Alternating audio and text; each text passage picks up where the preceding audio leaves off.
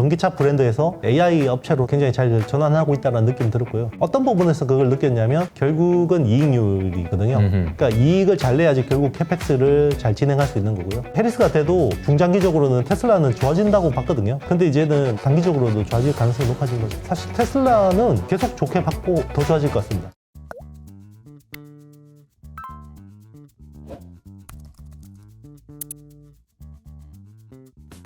안녕하세요, 이효석입니다. 오늘은 월간 하신 시간 돌아왔습니다. 안녕하세요. 네, 안녕하세요. 네, 대표님 오랜만에 이제 반도체와 관련돼서 여러 가지 여쭤보고 싶은 게 많았습니다. 많은 일들이 있었어요. 그래서 이제 첫 번째로 이제 말씀드린 거는 월간 하신에서 하시면서 늘 계속해서 말씀하셨던 내용이죠. 그러니까 하반기에는 미국 테크를 긍정적으로 본다. 국내 테크는 좀 부정적으로 본다. 이렇게 말씀해 주셨는데 여전히 좀 유효하다고 보면 될까요?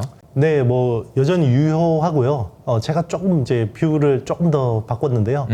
미국 테크가 좀 더 긍정적인 것 같고요. 국내 테크는 조금 더 제가 생각한 것보다 좀 더 안 좋게 보고 있습니다. 아, 네, 요거는 이제 트럼프의 영향도 있고요. 네. 네, 그리고 이제 최근에 이제 우리나라 수출 동향이나 이제 환율 같은 이런 변수들도 영향을 미쳤다고 볼 수 있습니다. 그러니까 원래도 미국 주식이 더 좋다라고 봤는데 좀 더 그렇다. 일단 올해까지만 놓고 보면 그런 것 같습니다. 네. 근데 이게 이제 환율, 트럼프 뭐 등등 이제 대외 변수도 얘기해 주셨는데 이제 그게는 어떤 식으로 이제 국내 테크에 안 좋은 영향을 좀 주나요? 일단 대외적인 변수들이 별로 안 좋아지고 있고요. 이제 트럼프 트레이드가 이제 본격적으로 반영이 되고 있고요. 그렇게 되면 결국 우리 수출은 테크잖아요. 반도체 수출이 이제 그 부정적인 측면들이 있고요.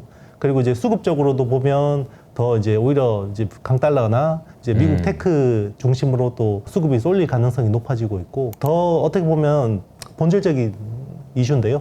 제가 생각한 것보다 국내 테크 펀더멘털이 더 안 좋아지고 있는 것 같습니다. 국내 테크의 펀더멘탈이 안 좋아지고 있다. 국내 테크라고 하지만 이제 삼성전자라고 이야기하겠죠. 삼성전자가. 네네. 예, 그래서 삼성전자에 대한 이야기를 이제 꺼내는 것이 이제 좀 조심스러워지긴 했습니다. 그리고 이제 네. 근데 이미 이제 많은 투자자분들이 좀 약간 자포자기하는 심정으로 이제 이야기를 듣고 있는 상황인 것 같아요. 초반에는 한 2달 전까지만 해도 아니야 뭐 이러다가 이제 그런 분들도 주가가 빠지니까 좀 힘을 잃는 그런 모습이긴 하거든요. 그래도 우리가 이제 팩트 체크한다는 측면에서 삼성전자의 상황을 안 얘기할 수는 없어요. 네네. 어떻게 좀 얘기를 할 수 있을까요? 분기 실적에서 여실히 드러났겠지만 결국 이익을 창출하는 능력이 SK하이닉스하고 삼성전자가 엇갈리게 된 거고요.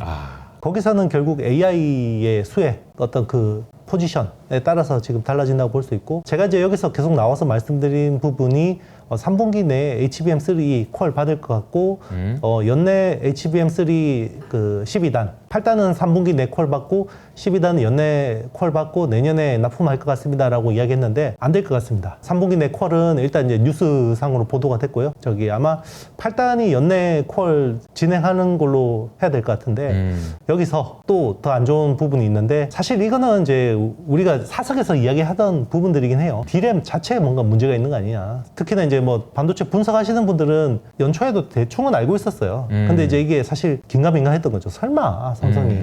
근데 이제 그게 최근에 이제 뭐 GDNet이라는 언론 통해서 원A의 이제 설계 결함 이슈가 이제 이 이야기가 나왔고요. 그러면 이제 많이 달라지는 거예요. 패키징, 그러니까 뭐 TSV 공정이나 뭐 TC 본딩 공정에서 뭔가 문제가 있었다라고 하면 일단 그런 것들은 이제 단기에 뭔가 해결이 될 가능성이 있는 건데 D램 자체에 뭔가 이제 지금 결함이 있고 1A, 1B, 1C에도 영향을 준다 그러면 그러니까 1A, 1B까지는 뭐 기술이 어느 정도 문제가 있어도 1C부터 완전히 그냥 아예 퀀텀 점프가 된다 그러면 해결이 될 수도 있겠죠. 근데 이제 기술이라는 게 사실 그런 건 없잖아요. 그러면 이게 우리가 생각한 것보다 삼성의 D램의 경쟁력 회복이 딜레이 될 가능성이 높아지겠구나.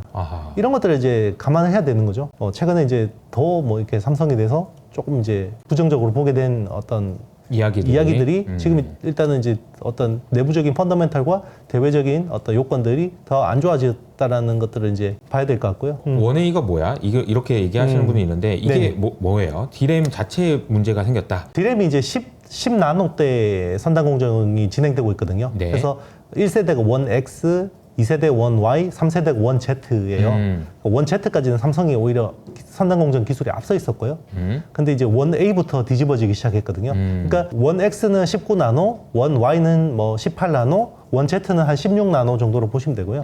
원 A가 14나노대, 그리고 원 B가 12나노대, 원 C가 이제 10나노대 초반. 그런데 원 A에서부터 문제가 생겼다. 네. 설계 결함이다. 그러면 10이 못하는데 10이나 10을 또 잘할 수는 없으니 이게 계속해서 문제가 커진다라는 거네요. 일단 뭐 문제가 커진다라기보다는 일단은 수습은 될 수 있어요. 왜냐하면 네. 일단 전용형 부회장 체제 들어서 문제에 대해서 인식을 하기 시작했고요. 그전에는 사실 이런 게 별 문제 아니다라는 식으로 이제 계속 생각을 했었는데 일단은 문제를 드러냈고 이거를 이제 근본적으로 뭔가 문제점을 고치자라는 식으로 나오고 있기 때문에 개선되는 거는 분명합니다. 네. 근데 이제 어쨌든 시간이 더 우리가 생각한 것보다 좀 더 걸릴 수 있다라는 거죠. 그러면 네. 그거는 결국 또 주가에는 즉각적으로 영향을 줄 수 있기 때문에 야, 그러니까 삼성전자 네. 주가가 이제 네. 이렇게까지 수직 낙하할 수가 있나 싶을 정도로 정말 네네. 쏟아져 내리고 있거든요. 네네. 그러니까 이런 부분들이 반영된 거라고 봐야 되겠죠? 맞습니다. 네. 그래서 일단은 일종의 뭐 DS 부문장 바뀌고 빅베스를 한다고 생각할 수도 있고요. 반대로 이야기하면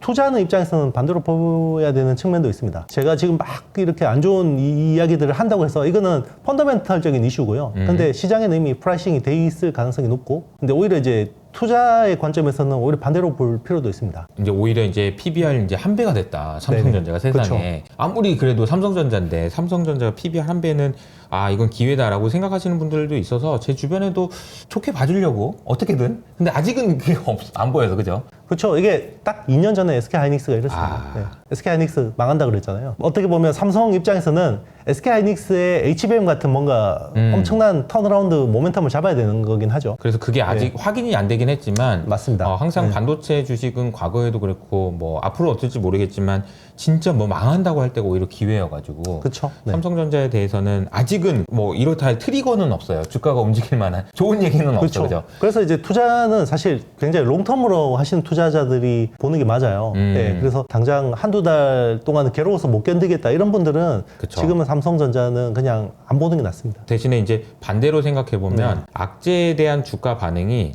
뭐야 이거 악재 나왔는데 주가 안 빠져 요럴 때부터는 좀 봐도 맞습니다. 되지 않을까요? 그렇죠. 근데 지금은 악재가 아닌 것 같은데 주가 막 우르르 떨어지고 있잖아요. 이럴 때는 그렇죠. 좀 일단 보고 악재가 나왔는데 주가가 더 이상은 안 빠지네. 그럴 때가 이제 주가가 탁 덜컹 하고 이제 걸릴 때라서 그렇죠. 거짓말같이 거기서부터는 그죠? 보통 거짓말같이 그때부터 바닥을 잡고 가죠. 맞아요. 네. 그리고 나서는 그때부터는 좋은 얘기가 나올 때까지 이제 기다리면서 이제 투자를 할 수 있는 상황이긴 한데 아직까지는 좀 이제 지켜봐야 되는 그런 상황인 것 같습니다. 맞습니다. 오늘 이야기한 내용이 결국은 AI냐, 넌 AI냐, 이 네. 수요가 너무 차이가 많이 나는데 이게 어떻게 계속되냐? 이 흐름이 이제 네. 커머더티 수요라고 하죠. 이게 이제 언제쯤 반등하냐? 네. 이 질문이거든요. 저도 이렇게까지 길게 갈 줄 몰랐어요. 이 상황이. AI 수요는 우리가 생각한 것보다 훨씬 강하고요. 논 AI 수요는 우리가 생각한 것보다 훨씬 안 좋습니다. 그러면 이제 결국 B2B냐 B2C냐 이거잖아요. B2B는 결국 서버하고 B2C는 이제 스마트폰하고 PC 쪽인데 B2B는 우리 뭐 대표님하고 이게 일찍 와서 차 한잔 마시면서 미국 빅테크 캐펙스 이야기를 했는데 네네네. 내년까지는 꺾일 가능성이 굉장히 낮을 것 같고요. 아하. 그래서 서버는 내년 시장에도 크게 제가 보기에는 펀더멘탈적으로는 견조하게 갈 가능성이 높고 네. B2C는 그러면 뭔가 교체 수요가 일어나야 되는데 아하. 결국 그거는 이제 결국 온 디바이스 AI 네네. 예, 확산인데요. 올 하반기 이제 가장 기대를 모았던 게 이제 온 디바이스 AI, AI 그쵸. PC, AI 스마트폰이었는데 둘 다 이제 안 됐죠. 맞아요. 예, 애플 인텔리전스도 아직까지 안 되고 있고 오늘 업데이트가 된다고 하던데. 네, 뭐 그래도 봐야죠. 아마 오늘 나오는 버전 가지고는 쉽지 크게 않죠, 그죠? 이게 뭐 마케팅 포인트가 되긴 힘들 것 같고요. 교체를 해야 되는 니즈를 주긴 힘들 것 같고, 네. 이게 한 3개 정도의 버전업이 돼야지 뭔가 될 것 같고, 그리고 이제 지금 AI PC는 아시겠지만 암하고 퀄컴하고 지금 죽자고 싸우고 있기 때문에 맞아. 두 회사가 지금 손을 잡고 가도 시원찮은 판에 거의 뭐 둘이 그냥 전력을 다해서 밀어야 될 상황에 둘이 죽자고 머리끄댕이 잡고 있는 상황이기 때문에 이게 아무래도 AI PC 쪽에서는 영향이 새로운 있습니다. 뭔가가 있지 네네. 쉽지 않다. 네, 맞습니다. 예. 알겠습니다. 그럼 커머더티 수요는 조금 기다려야 된다. 좀 보수적으로 말씀해 주신 것 같습니다. 최근에 이제 재고가 또 증가하고 있어요. 셋업체들이 재고가 증가하고 있기 때문에 별로 지금 좋은 상황은 아닌데 반전해야겠죠. 반전하려면 결국 이제 수요단에서는 뭔가 이제 좀 뭐 소비자들이 제품을 바꿔야 되는 니즈를 줘야 되고요. 공급 측면에서는 아주 또 저가 라인업에서는 또 중국 업체들이 또 물량을 막 밀어내고 있기 때문에 굉장히 좀 녹록지 않은 상황입니다. 이걸 지금 온몸으로 막고 있는 게 삼성전자라고 보시면 되고요. 예. 그러네요. 네. 커머더티 수요는 전체적으로 좋지 않은 상황, 돌파구가 없는데 중국 업체들의 이제 공급단에서의 공격도 진행되고 있어서 어려움을 겪고 있다. 그러니까 뭔가 돌파구가 있었으면 좋겠다. 그래서 온디바이스 AI 이것도 어떻게 보면은 기대를 많이 했는데 항상 좀 초반에는 좀 실망을 맞습니다. 좀 하고 있는 네. 구간인 것 같아요. 결국은 또 이제 나오긴 하겠지만. 그리고 SK 하이닉스를 좀 여쭤보고 싶은데 SK 하이닉스가 실적 발표가 서프라이즈였어요. 이제 7조 원 영업이익이 나왔는데 아시님이 좀 주목해서 보신 그 포인트가 있다면 어떤 게 있을까요? 일단 저는 이번 분기에서 실적에서 딱 두 가지만 봤습니다. 일단 네. D램의 영업이익률 그리고 D램의 ASP. 요게 결국은 HBM의 방향성이거든요. 근데 일단 제가 생각하는 이익률은 40% 후반대 정도 나오면 서프라이즈라고 했는데 그 정도 나온 것 같아요. 네. 전체 영업이익률이 40%대가 나왔기 때문에 네. D램의 영업이익률은 거의 50% 육박해서 나왔을 거라고 보고 있고요. 그리고 ASP가 원래는 한 20% 정도 나오면 완전 서프라이즈 생각했어요. 전문가들마다 굉장히 엇갈렸거든요. 이거 네네. 한 자릿수 때 ASP 상승 나올 거다라고 보신 분도 있었고 20%까지 보시는 분도 있었어요. 그래서 20%가 나오면 대박이다라고 생각했는데 왜냐면 SK하이닉스가 HBM만 하는 게 아니잖아요. 그쵸, 그쵸. 그러니까 HBM은 전체 D램 매출의 30%고 나머지 70%은 여전히 커머디티예요. 그런데 HBM에서 겁나게 이익을 많이 벌어서 이걸 상쇄해버린 거거든요. 그러니까 이제 그거를 저는 ASP랑 D램 이익률을 통해서 이제 확인하고자 한 건데 그래서 충분히 시장의 기대치를 웃돌았고요. ASP는 얼마로 나왔어요? 10% 중반으로 나왔습니다. 10% 그래서 중반. 뭐 20%는 아니었지만 굉장히 선방했다고 볼 수 있고요. 네. 그리고 중요한 게 이거예요. SK하이닉스가 참 그 IR을 건실하게 하는데요. 네네네. 지금 HBM 매출 비중이 30%라고 이야기를 했고요. 그리고 다음 분기가 40%까지 올라간다고 했습니다. 그러면 뭐 걱정이 없죠. 같은 점유율이라고 하면 이제 ASP가 꺾이면 이거 큰일 나겠구나 하는 건데 40%대로 비중이 높아지면 결국 뭐 ASP가 좀 더 떨어지더라도 버퍼가 있는 거고요. 아하. 그리고 이제 앞으로 DDR4 같은 이런 레거시 쪽은 점점 페이드아웃 시킬 거라고 자신 있게 이야기했습니다. 네, 근데 지금 삼성전자나 마이크론은 그렇게 이야기할 수가 없죠. 네. 그렇군요. 이게 워낙 잘 나가는 게 있으니까 안 네. 되던 거 그냥 뭐 줄여도 된다라는 생각을 자신 있게 네, 이제 이 맞습니다. 시장에 대한 그 방향성이나 리더십을 이제 보여주는 그런 상황이 아닌가 싶은데요. 이영수 대표님은 더 잘 아시겠지만 과거에는 우리가 삼성전자와 하이닉스 그 IR 컨퍼런스를 볼 때 삼성전자 거를 훨씬 더 이익을 들었지. 맞아요. 이번처럼 하이닉스의 컨퍼런스 콜을 듣고 삼성전자 주식을 파는 경우 이게 되게 드문 경우죠. 그렇죠. 이런 상황이 나왔다는 게 되게 격세지감이라는 생각이 좀 들긴 합니다. 그리고 이제 보통 삼성전자 컨퍼런스 콜에서 나왔던 내용들이 대부분 맞았어요, 예전에는. 근데 요즘에는 저도 그렇지만 막 그 컨퍼런스 콜 듣고 코멘트를 하면 이게 나중에 바보가 됩니다. 이게 틀리게 나왔거든요. 그러니까 이 지난 분기에서도 3나노 게이트 올라운드가 2세대가 굉장히 잘 되고 있다라고 코멘트를 했었고 네. 엑시노스 2500이 반드시 나온다고 했거든요. 근데 지금 분위기 보면 그러니까 네. 이제 계속해서 이제 신뢰를 잃어버리는 거죠. 삼성전자 맞습니다. 같은 예. 경우에는. 근데 뭐 IR 담당자도 뭐 입으로 그러지는 않았겠지만 뭔가 이제 내부에서 커뮤니케이션이 제대로 정리가 안 된다는 느낌이 듭니다. 네. 네. 저희 그 월간 아신에서도 자주 얘기했던 테슬라 이야기를 좀 해볼까요? 테슬라가 실적 발표하고 나서 주가가 많이 올랐어요. 한 25% 정도 올랐는데요. 이게 이제 온 디바이스 AI의 진짜 찐은 이제 테슬라, 애플 이렇게 될 거다라는 얘기를 좀 해주셨는데 아신님은 좀 어떻게 보셨어요? 저는 이제 굉장히 잘 전환하고 있다. 기존에 이제 전기차 브랜드에서 이제는 AI 업체로서 굉장히 잘 전환하고 있다는 느낌 들었고요. 어떤 부분에서 그걸 느꼈냐면 결국은 이익률이거든요. 그러니까 이익을 잘 내야지 결국 캐펙스를 잘 진행할 수 있는 거고요. 그래서 이번에 총 이익률이 19.8% 나왔으면 거의 20% 나온 맞아요. 거거든요. 그러면 이제 그래 테슬라는 전기차에서는 별로 안 좋고 에너지나 뭐 소프트웨어 가지고 많이 했을 거야 라고 생각할 수 있잖아요. 네네네. 근데 자동차 쪽 마진이 거의 17.1% 나왔어요.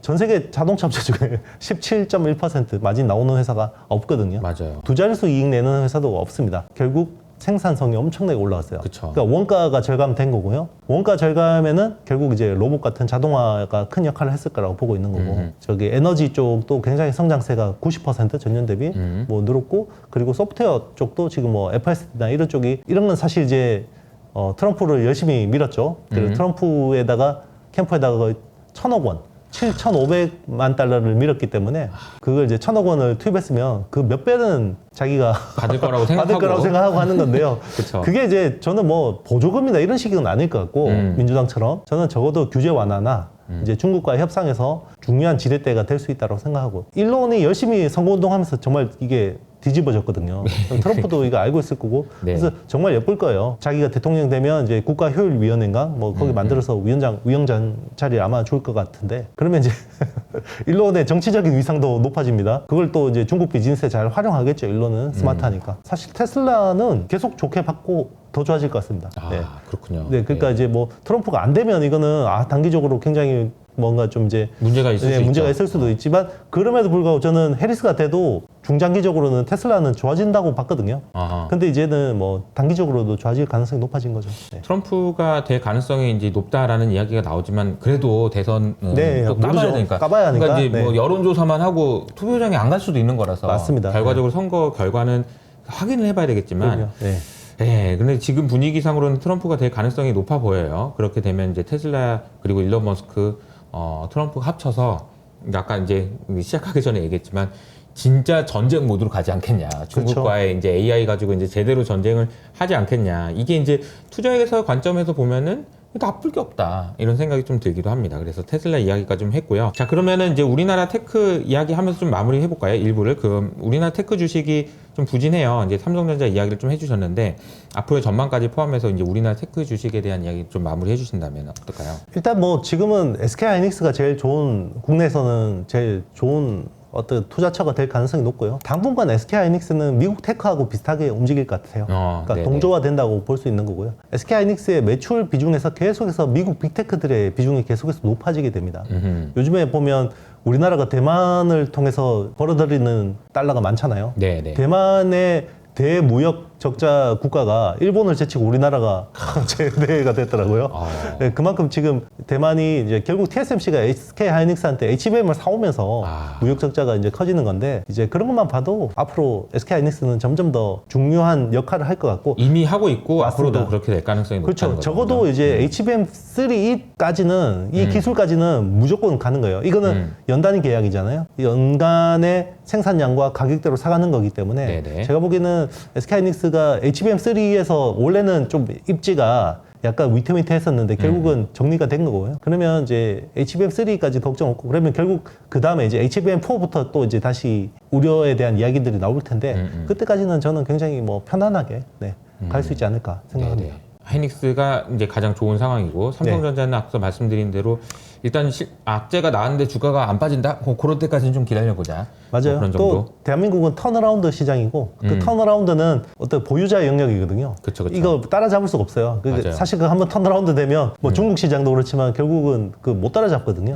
물려서 괴로우시더라도 약간 이제 턴어라운드를 생각하면서 좀 이제 인내해 보는 것도 방법인 것 같습니다. 이제 와서는 이제 좀 그런 상황이다라고 보시면 되겠습니다. 보면은 우리가 전공정, 후공정 이렇게 얘기를 많이 하잖아요. 네네. 원래는 이제 후공정 이야기를 좀 기대감을 많이 가졌는데 전공정에 대한 이야기든 작은 주식을 투자하시는 분이 많지는 않지만 어쨌든 네네. 그 부분은 좀 어떻게 보세요? 일단 후공정 쪽은 투자가 견조할 것 같습니다. 왜냐하면 결국은 이제 HBM이나 뭐 이런 쪽은 이제 투자가 견조할 계속? 건데, 근데 이제 그 삼성 쪽 밸류 체인을 보고 이제 삼성 파운드리 쪽, 네. 그쪽에 이제 어드밴스드 패키징 쪽을 보고 이제 뭔가 투자하시는 분들하고 약간 SK하이닉스 쪽 밸류 체인하고는 조금 이제 결이 다를 수가 있어요. 네, 이런 것들은 디테일하게 봐야 되고요. 이게 좀 난이도가 높아질 수도 있습니다. 그리고 국내 소부장 쪽에 아직까지는 수급이 돌아오려면 시간이 조금 더 필요하다고 생각합니다. 그래서 아직까지는 뭐 소부장주들을 공격적으로 담을 시기는 아니다라고 생각해요. 그럼 우리 반도체와 관련된 투자하실 때 필요하신 내용들은 거의 다 정리가 된 것 같아요. 삼성전자에서 하이닉스에서